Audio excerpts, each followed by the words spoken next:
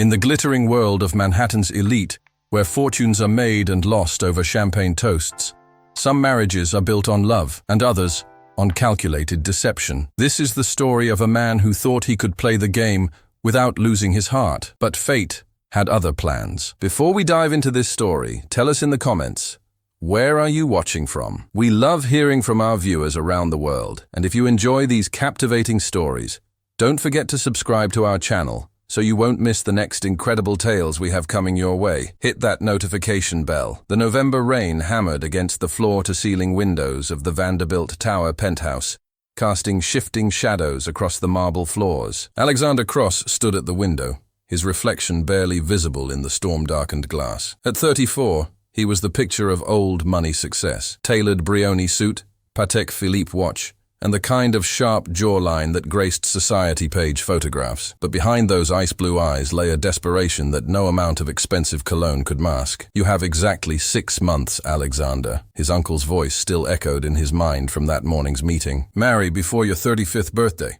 or the entire Cross fortune goes to charity. Your grandfather's will is ironclad." Alexander's phone buzzed. Another message from his financial advisor. The numbers were brutal. His hedge fund had hemorrhaged $12 million in bad investments over the past year. His art collection had been quietly liquidated. The penthouse itself was mortgaged to the hilt. Without the inheritance, $63 million held in trust since his grandfather's death, he would be finished, not just broke, ruined. A cautionary tale whispered at country club bars. The solution had come to him 3 weeks ago, cold and clear as vodka. He needed a wife, not a real one, of course, just someone willing to play the part for a year, maybe 2, until he secured the inheritance and could arrange a quiet divorce. Someone who needed him as much as he needed the money. That's when he found Emma. Emma Rodriguez was wiping down the counter of the 3rd Street diner when Alexander first walked in. It was 2 in the morning, and the place was nearly empty except for a drunk arguing with the jukebox and a couple of nurses from Roosevelt Hospital grabbing coffee between shifts. She noticed him immediately, because men in $3,000 suits didn't usually stumble into places where the coffee cost $1.50. "Kitchen's about to close," she said, not looking up from the counter. "But I can get you coffee and maybe a sandwich." Alexander slid onto a stool, studying her. Mid-20s, dark hair pulled back in a practical ponytail, tired eyes that had seen too much too early. Her name tag was slightly crooked. There was a textbook visible in her bag behind the counter, medical terminology, dog-eared and heavily highlighted. "Just coffee, black." He paused. "You're a nursing student?" Emma's eyes flickered with something between hope and exhaustion. "Trying to be. 2nd year, if I can keep up with tuition." She poured his coffee with practiced efficiency. "That'll be $1.50. Over the next 2 weeks, Alexander became a regular. Always late night, always the same stool, always black coffee. He learned her story in fragments. Father died when she was 16. Left her mother with nothing but medical bills from his cancer treatment. Mother worked herself to death. Literally, cardiac arrest at 52 while working 2 jobs. Emma had been putting herself through nursing school for 3 years, working 60-hour weeks at the diner, sleeping 4 hours a night. She was $26,000 in debt and drowning. "Why nursing?" he asked one night. Emma looked at him, really looked at him. "For the first time, because I watched my parents die from treatable conditions because they couldn't afford proper care. I watched my mother ration her heart medication. You know what that does to a person? Watching your mother choose between pills and groceries." Her voice didn't break, but her hand tightened around the coffee pot. "I became a nurse, so no one else has to make that choice if I can help it." That's when Alexander knew she was perfect. He made his proposition on a Thursday night, rain drumming on the diner's tin roof. "I have a business proposal for you, Emma. Hear me out before you say anything." She crossed her arms, instantly wary. "I'm not that kind of girl." "It's not that." He slid a folder across the counter. "I need a wife, just on paper. Well, not just on paper.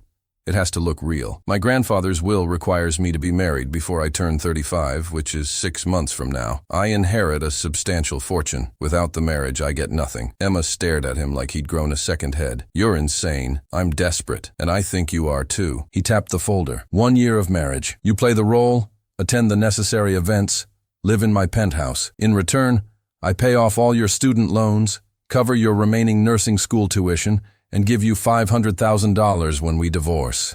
Cash, tax-free. The number hung in the air between them like a physical thing. Why me? Emma's voice was barely a whisper. Because you need the money. Because you won't fall in love with me. Because we both understand this is a transaction. He met her eyes. Because you're smart enough to see this for what it is. A solution to both our problems. Emma looked down at the folder, then at the textbook in her bag, then at her reflection in the diner's window. She saw a woman who hadn't had a full night's sleep in 3 years, whose hands were permanently rough from industrial dish soap, who counted pennies at the grocery store. She thought about her mother's funeral, paid for with a predatory loan she was still repaying. I want $750,000, she said quietly, and everything in writing. Contract reviewed by a lawyer. My lawyer, not yours. Alexander smiled. Deal. They were married 6 weeks later, in a civil ceremony at City Hall. Emma wore a simple white dress from Macy's that Alexander's assistant had picked out. There were no guests, just 2 witnesses pulled from the courthouse hallway. When the judge pronounced them husband and wife, Alexander kissed her cheek, brief and cold as a handshake. The penthouse was overwhelming. Emma stood in the entrance, her single suitcase looking absurd against the Italian marble. The place was all glass and steel and expensive emptiness. Her entire childhood home could have fit in the living room. Your room is down the hall, second door on the right, Alexander said, already heading to his study. Bathrooms en suite. My assistant will take you shopping tomorrow for appropriate clothes. We have a charity gala this weekend, the Whitmore Foundation. It's important we're seen together. Alexander. He turned back. Emma was still standing there, small and lost in the cavernous space. What do I call you? In public, I mean. Alex? Honey? What do married people say? Something flickered across his face, too quick to identify. Alexander is fine. We're not those kind of married people. The first month was a performance. Emma learned to wear designer dresses that cost more than a year of her tuition. She learned which fork to use at dinners, where the wine list required a sommelier. She learned to smile and nod while Alexander's friends discussed second homes and yacht specifications, with the casual ease of people who'd never worried about money. But she also learned other things, like how Alexander paced the penthouse at 3 a.m, drink in hand, staring at his phone like it held answers to questions he wouldn't ask. How he always ordered coffee black, like her, but added sugar when he thought no one was watching. How he had a small scar on his left hand that he touched when he was anxious. How he was always polite to service workers, remembering names, tipping generously, in a way his friends never did. You're different with them, she said one night, watching him chat with their doorman. With people who aren't in your world. Alexander's jaw tightened. My mother was a waitress when she met my father. His family never let her forget it. She died when I was 12, and sometimes I think she died just to escape them. He looked away. I promised myself I'd never be like them. It was the first real thing he'd ever told her. The cracks in their arrangement started small. Alexander began asking about her classes, actually listening when she explained the difference between systolic and diastolic pressure. Emma started leaving coffee ready in the morning,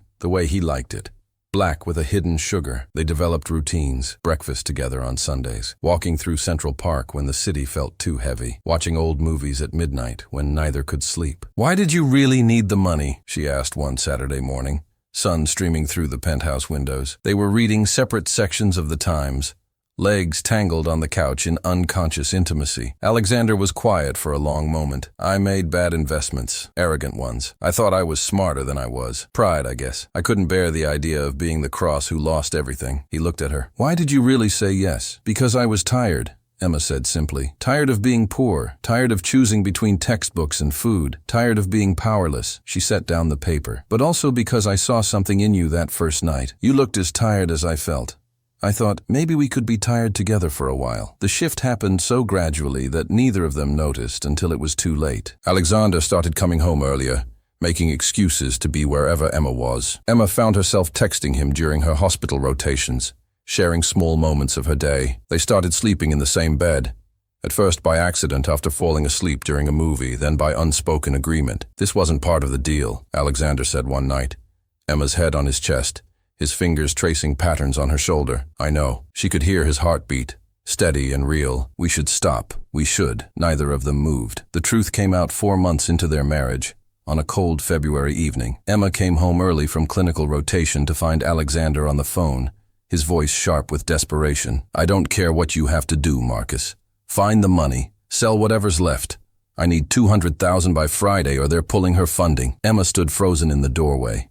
Alexander turned, phone still in hand, Caught. Who's her? Emma asked quietly. Alexander's face was a mask she'd learned to recognize as shame. He pulled up a photo on his phone. A young girl, maybe 8, with a bright smile and a hospital gown. Her name is Sophie. Stage 4 leukemia. Her parents lost their insurance when her father's company downsized. They started a GoFundMe, but it's not nearly enough. The hospital is threatening to stop her treatment. How do you know her? I don't. Not really. He sank onto the couch. My assistant sends me cases like this. Kids who fall through the cracks. I've been paying for their treatment, anonymously, for 3 years. It's where most of the inheritance will go. There are 17 of them now. 17 kids who'd be dead without that money. Emma's world tilted. The fortune you're inheriting. It's not for you. No, it was never for me. His laugh was bitter. My grandfather was a bastard who built his wealth on the backs of workers he paid poverty wages. I thought, maybe I could do something good with his blood money, balance the scales somehow. But I ran out of my own money keeping these kids alive while I waited for the inheritance. That's why I needed you. Why I needed this marriage to work. Emma sat beside him, her mind racing. The bad investments. You lied. Yes, I'm sorry. I thought if you knew the truth, you'd think I was some kind of martyr or fool. I needed you to see it as business. Clean. Simple. He met her eyes. I couldn't risk you saying no. Something broke open in Emma's chest. She'd spent 4 months protecting her heart, building walls, reminding herself this was temporary. But the man she'd thought she was guarding against didn't exist. The real Alexander. The one who paced at night worrying about children he'd never met, who carried his mother's memory like a compass, who chose compassion over comfort. That man was someone she couldn't defend against. You're an idiot, she whispered. I know. Yeah, a noble idiot. She took his hand, but an idiot nonetheless. Alexander looked at their joined hands like he was seeing them for the first time. Emma, I need to tell you something. The marriage, the contract, it's not. He stopped. Swallowed hard. I'm falling in love with you, or maybe I already have. I don't know when it happened. Maybe that first night in the diner. Or maybe yesterday morning when you laughed at my terrible joke. But it's real. This is real. Emma's eyes filled with tears. You're not supposed to say that. That's not part of the deal. I know. I'm breaking the contract. His voice cracked. You can leave. I'll still pay you everything I promised, but I needed you to know. I couldn't keep pretending this was just business when every morning I wake up grateful you're here, when every time you smile I forget what I was worried about, when the idea of you leaving feels like losing the only real thing I've ever had. You're really terrible at business transactions, Emma said, crying and laughing at the same time. Because I'm in love with you too. Stupidly, completely in love with you, and I hate it because it wasn't supposed to be like this. He pulled her close, and they held each other in the penthouse that no longer felt empty, in the marriage that had somehow become real. The inheritance came through 3 weeks after Alexander's 35th birthday. $63 million, transferred in a single morning. His lawyer called it the largest inheritance payout he'd witnessed in 20 years of practice. What now? Emma asked, watching the sun set over Manhattan from their bedroom window. Alexander wrapped his arms around her from behind. Now I set up the foundation properly. Hire real staff. Make sure no kid gets dropped because of paperwork or politics. He turned her to face him. And I want to tear up our contract.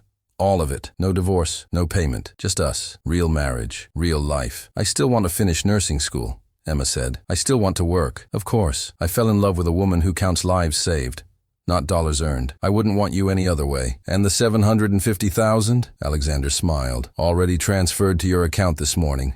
You earned it. You gave me something money can't buy. What's that? A reason to be the man my mother hoped I'd become. They were married again 6 months later, this time for real, surrounded by the people who mattered. Sophie was there, in remission, dancing with her younger brother. The other 16 kids and their families filled the small garden venue. Emma's nursing school classmates, Alexander's doorman, who'd known from the start they were meant for each other. No one from Alexander's old social circle received invitations. Do you ever regret it?